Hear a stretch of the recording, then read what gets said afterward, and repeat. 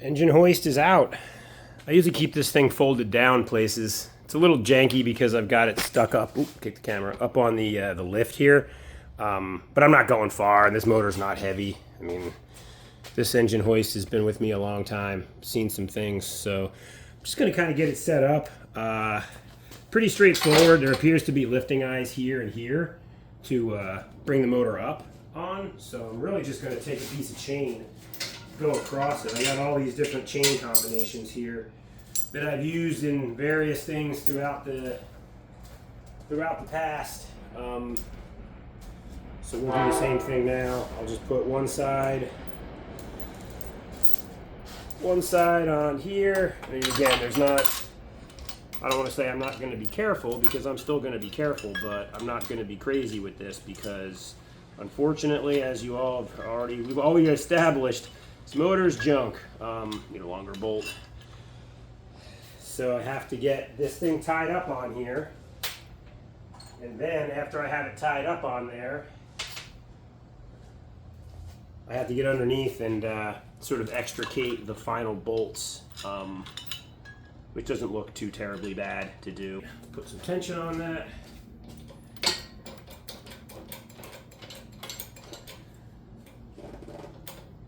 Okay, so now I hear it going squeak, squeak, squeak on the rubber underneath.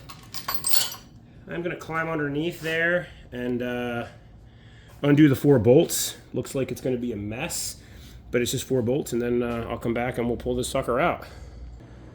Okay, talk about annoying. There's 4 bolts underneath there, and somebody went over something and smeared the skid plate over top one of them. So I just had to chisel out all around it and try to move the metal, and I don't exactly have a lot of room under this thing.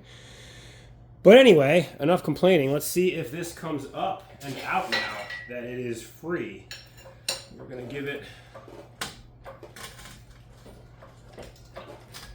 Sure seems like it's going to move.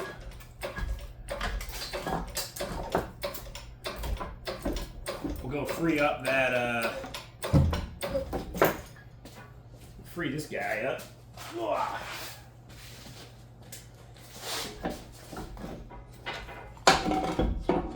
Make sure that's over there and out of the way.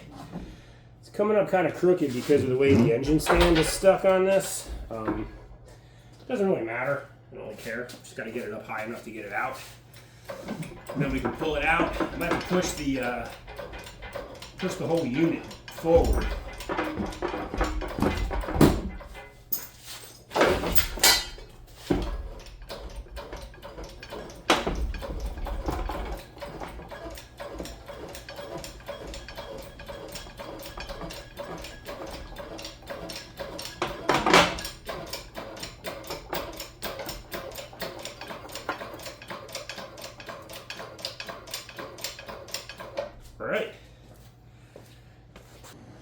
Alright, we're going to do this in made for YouTube style. Normally I would just throw this on the ground, rip the bottom off, and take a look, but I feel like one of the cool parts of this video is the carnage. So I got the engine stand out.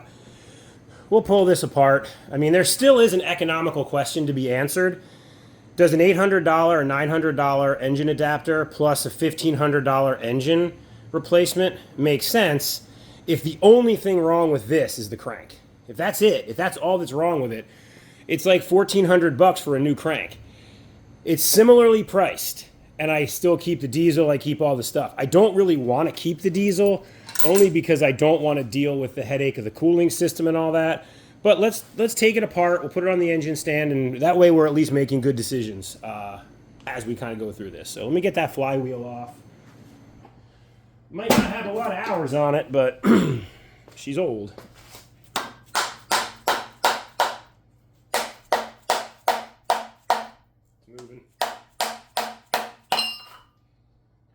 Wow, look how nice inside.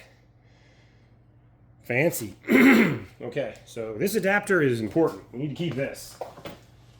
Not exactly sure how it attaches to the other motor. Maybe it doesn't. Maybe it's just a... You know what? It's probably just a splined to tapered adapter, and then we won't be using this. But we'll take care of it for now. We got to pull the flywheel off so that we can get some bolts through this plate to hold the motor. So this is next. Right. No idea what this is going to be like to get off.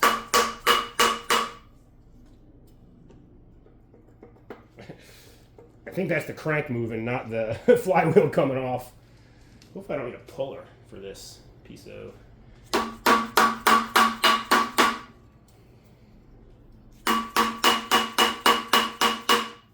feel like it's moving. It'd be easier if I could rotate it, but it's locked up. As we know. Let's get a pry bar in there. I'm using more pry bars on this project so far. I don't like using pry bars really ever. Just against my natural proclivities, because pry bars usually do more damage than good. Ow, my finger. It's moving.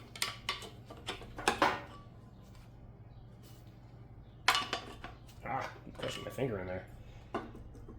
The crank is moving so much, I'm having a hard time getting purchase on it. Might need to do 2 of these. Pry opposite sides. Let's get this a little closer to the ground for this. Well, I don't know. I'm making more trouble than it's worth. That could be famous last words, everybody. Oh, that should be moving good enough now. All right, I think I can probably... There we go. All right, rear main wasn't leaking. That's cool. I mean, so far everything I've looked at on this kind of indicates it could actually have low hours. I mean, just the overall condition, but obviously low hours doesn't mean anything in a world where you have a broken crankshaft. So let's see what this is going to look like as far as mounting.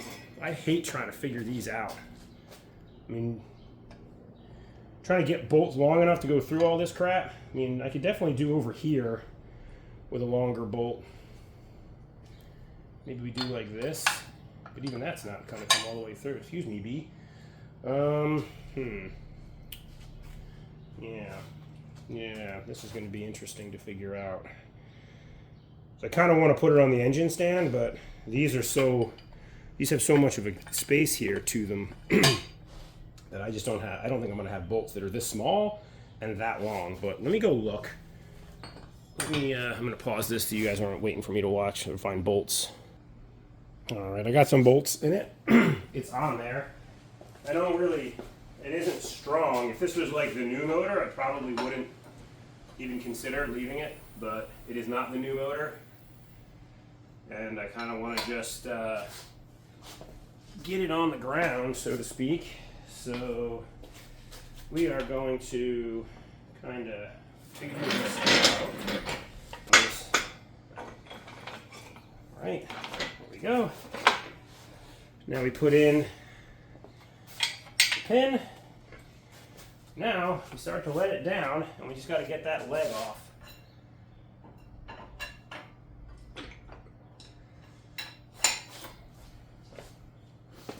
It seems to be holding the weight. Okay. Yeah, it's holding the weight okay so far. I don't know if those are going to bend or not. Maybe we'll just create some extra carnage.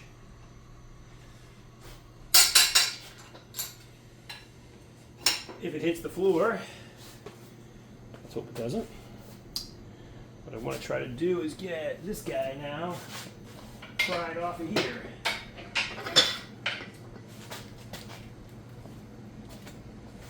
And you know what I can do? I can just let this down completely, slack it off, and then pull this out from under it. Success. All right, so let me get the engine hoist out of the way, and we can start tearing into this thing. So we're on the stand, ready to start disassembling. I'm going to pull off this thing finally. I mean, not because I necessarily have to, but just because at this point it kind of feels like, I don't know, like it was vexing me before. So I'm going to vex it back. Just pull this off. I realize I'm standing in front of you guys. Let's move that over here a little bit. I'm literally just undoing this silly bolt here. So nothing crazy to see. I don't think this is going to go back together. But just so you know why I'm doing this the way that I'm doing it, I feel like when I make assumptions, the universe always teaches me a lesson. I'm assuming the crank is broke and that it's not really going to be fixable and that it's junk. I'm fairly certain that's the problem. I'm fairly certain that's the case. Am I certain enough to tear this apart as if that's definitely the case? No. I am going to do the smarter thing, and I'm going to take this apart in a way that I could put it back together. Like, if I wanted to, I could return this thing to the motor, put it back together, and be just fine. So we're going to approach this that way. Let's just assume that it's going to go back together, and that way if I get in there and it looks like the crank is savable, or, well, the crank won't be savable, but if it looks like I can get a crank and that's the way to go, I will. Like, that's what I'll do. I don't want to have already taken the head off, for example, and now I need a head gasket, or, you know what I mean? Like, nonsense like that. So we are going to play it smart so that we have options. That's literally it. Here I'm just draining out the oil because I want to turn it upside down, and if I don't drain out the oil first, that will be a giant mess. All right, she's drained out.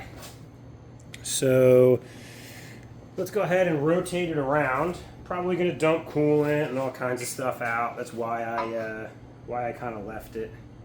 The train pan there. Also never really know what's going to happen with the way that the engine is attached when you start doing stuff like this.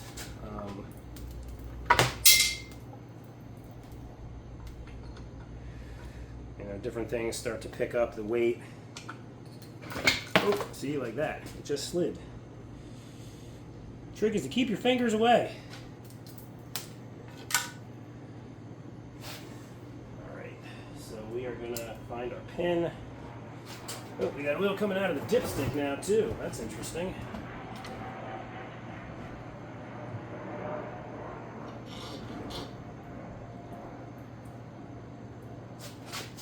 Alright, she's quite a leaker. Quite a leaker. I knew I wasn't going to be able to get all the oil out of the bottom. That was just never going to happen. I wonder if I could stop the dipstick tube leak by ramming the dipstick back in it. Because that's the annoying one. A lot of crap falling out of the top of the motor. I mean, it is an all UTV, so there's going to be crap everywhere, I guess.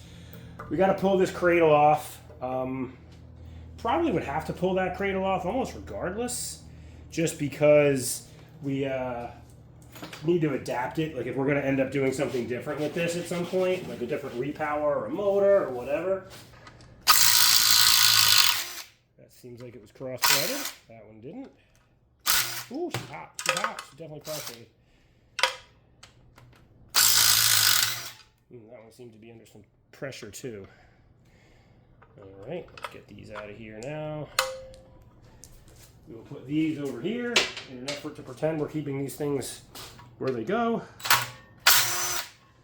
See, you're dripping some coolant over here now.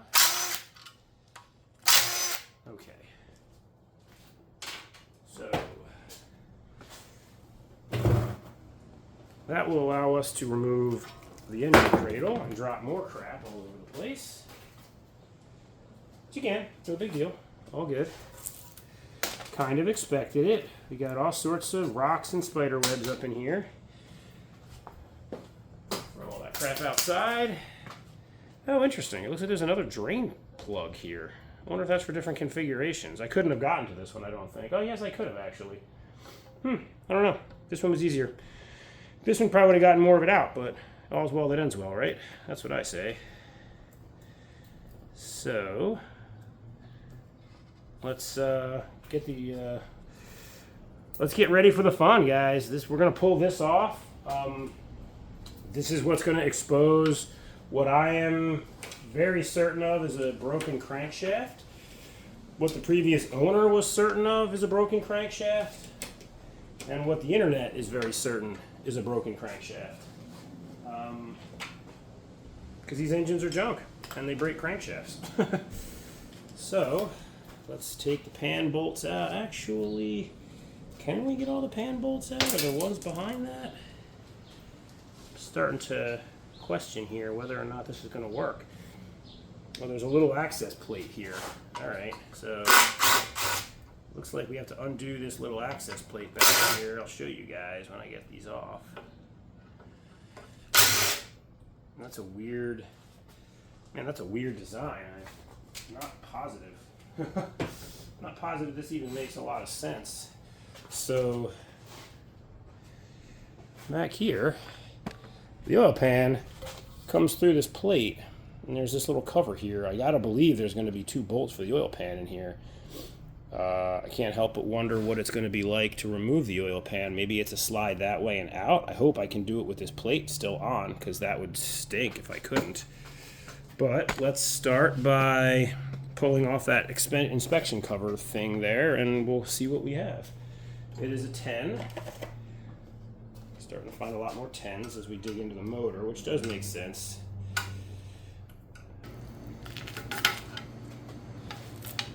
Yep, there are 2 right there. Oh, fun.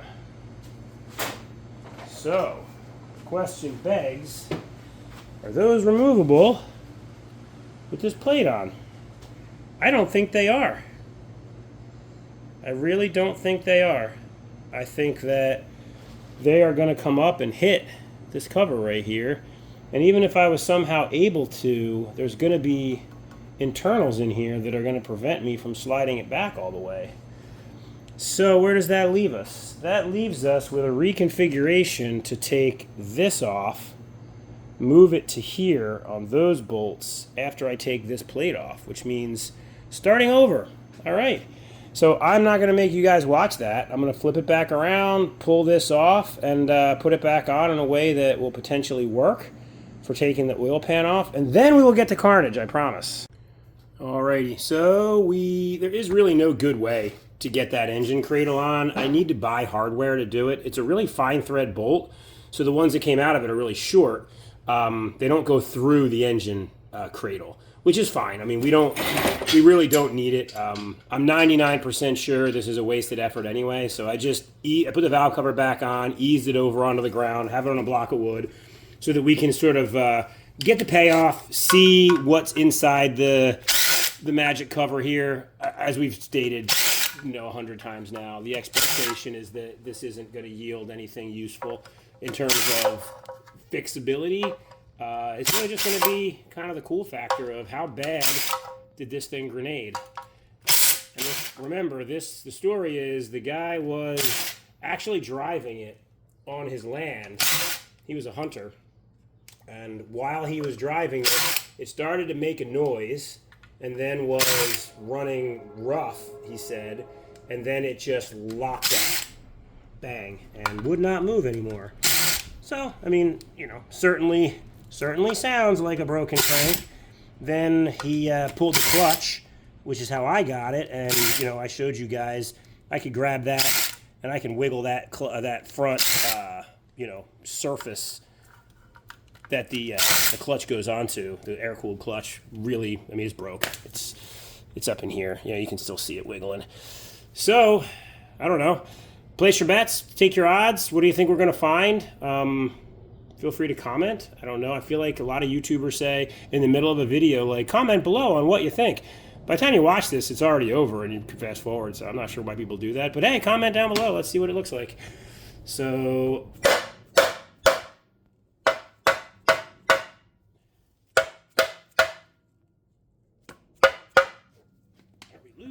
We're loose. Alrighty, folks, the big unveiling. And there's the mess. So, kind of anticlimactic first glance, right? Like, I don't see it. I don't see the obvious breakage, but I'm pretty sure when I grab it, let me get you guys in here. Pretty sure when I grab this and try to turn it, we're going to see it. Oh, yeah, you see how over here, part turns, but this guy's not. So we are broken the exact place that they say all of these break, which is right here, right in the back. And that's got to be an oiling issue or something. So I don't know. I guess the next step is going to be, let's continue the carnage party. Let's pull the crank out and take a look at it. We'll get it out. We'll get a look at what we're working with. Not exactly sure how it comes out. I mean, it looks like there's probably a cover here that holds this front bearing retainer. Pretty sure if I undo this, we're going to take the piece of crank with us. Actually, why don't we try that? Because that's pretty easy. And I think they're the same 10s. May as well. I mean, we're into it now, right? Let's get our money's worth out of the great unveiling. So we're going to pull this guy off. These are longer bolts, which makes sense since they are holding something kind of important.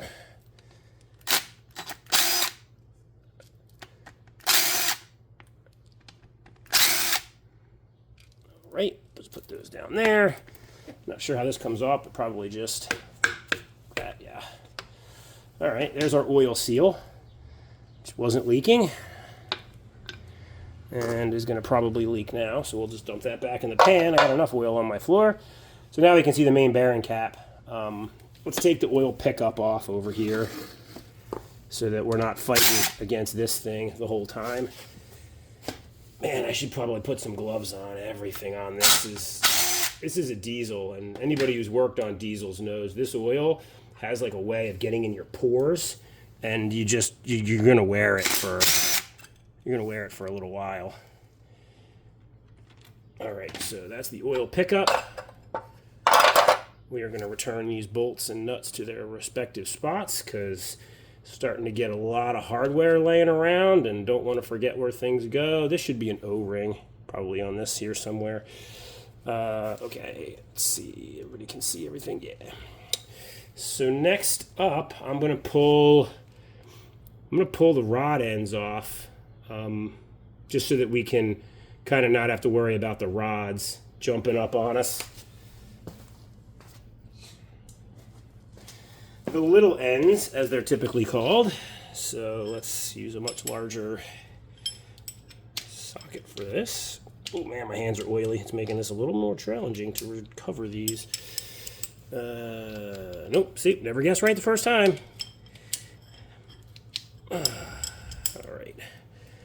Man, I got the oil on my hands and it's doing the business. All right, let's take this. Oh boy. Okay. So, the normal gun's not enough. We will upgrade.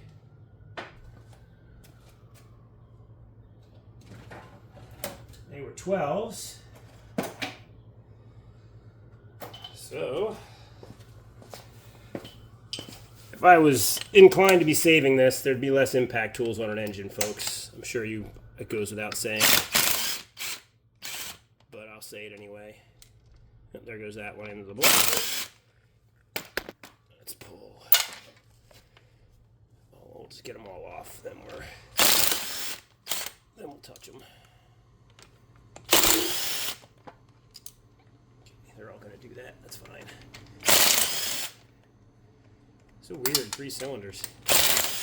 Apparently that's like that's a thing too. Like the 3 cylinders are more prone to this type of failure. Not sure if that's just the people who design 3 cylinders or the same people, or there's some inherent flaw in that. I'm going to clean my hands for a second here because it's getting hard to hold things. All right, so let me get something to pull those bearing caps off with, and then we will kind of push them up and away from us. We'll start with this guy if we can get on it. Man, I'm trying to not touch it, but I don't think that's going to happen. All right, so how does the bearing itself look? What a shame. The bearing looks great. No wear in it. I don't see any brass. Man, that, my friends, is a tragedy of this motor, I guess. That it is really, it's looking more and more like original low hours. This one too looks real good. And this one 3, Yeah, it looks real good. Well, I mean, it's making the decision more difficult on what to do with this. Do I get a crank or not? I can see the crank breakage right here now. I don't know if you guys can make it out. It's right there. You can see it's broke. We'll be able to know more when we pull that out. But for now, let's just maneuver. Actually, you know what? Everything looks like I can probably pull it without having to push pistons up into the cylinders, because this one's broke, so this one's just going to come out. So let's get the next size up. Everybody watch me guess wrong again. That was a 12. I'm going to say those are 14s. Oh, I got one. Got one. All right. Man, my hands are getting out of hand. No pun intended. All right. Let's start with the one that pretty sure is just going to fall apart. Yeah, see that thing move. So, lower nut, upper nut, they look the same. And then this is just going to probably ease on out. Yeah, that's completely broke.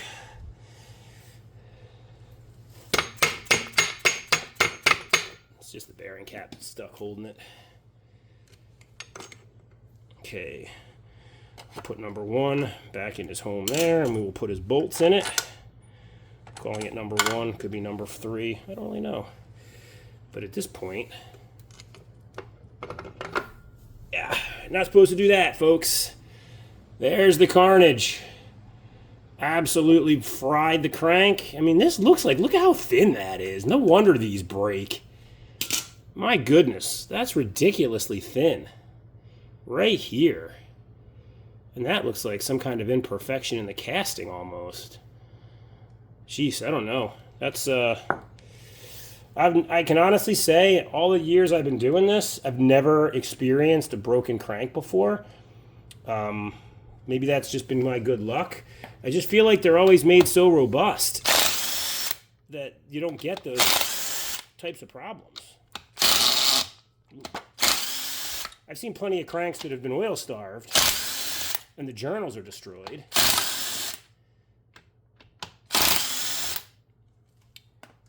So, you know, nothing's shocking there. But not just straight up broke. Man, come on. They're already loose. They're loose. Will this one come out?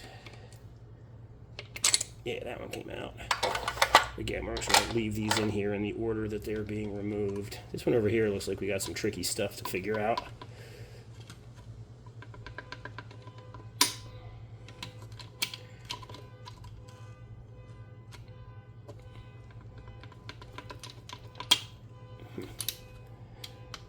I don't know why these are not letting go. But we still have, like, this looks like it's a front half of the case that has a, I don't know if it's got a cross bolt. This is probably oil pressure regulator here, but there's a case seam right here, and the crank is obviously, let's, now that we can, maybe we can rotate this around and push some of those cylinders. Man, there's still compression, I'll tell you that. There's still compression.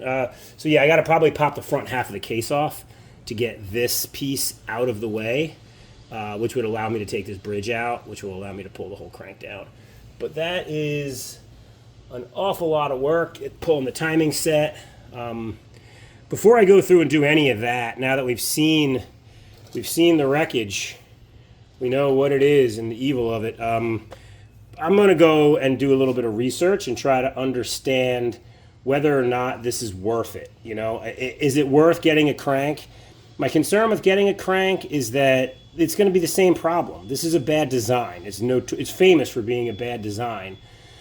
Do I spend $1,400 on a crank to put back together a poorly designed engine, or do I spend $2,000 and actually fix this with a repower of a Briggs & Stratton engine that's quieter, that is probably overall a better engine for this application, just based on I can get a higher horsepower engine out of a Vanguard motor if I go to the 23 horse. Won't have as much torque, but I mean, people that have done the conversion on the internet say that they're absolute workhorses with the Vanguard engine in them. So I don't know. I got to do a little bit of research and figure it out. I'm going to probably cut this video here too so I can get it posted. That way you guys can check it out. Definitely let me know in the comments. What would you do? Would you buy a crank? Would you replace this and repower it with something more substantial? I'm actually not really sure, and I'd love to hear some other folks' opinions. I mean, as far as the overall project goes, this is going to be something I plan to keep. So I'm going to be, the frame's in good shape. There's no rot. Also, again, looking like lower hours, honestly. But I'm going to end up painting the frame. We'll end up doing all the little things to clean the suspension up. We'll put new shocks on it. This is going to be a little bit of a longer build to make this into something that I can take into the middle of nowhere and not have to worry about needing a toolkit. Or at least as reliable as I can. But yeah, let me know, comment. As always, please like and subscribe. I mean, I'm trying to get this channel monetized, and I have a really long way to go. But it starts small, and it starts with you guys that are enjoying this stuff, hitting the subscribe button. So I appreciate everything, and I will see you guys soon.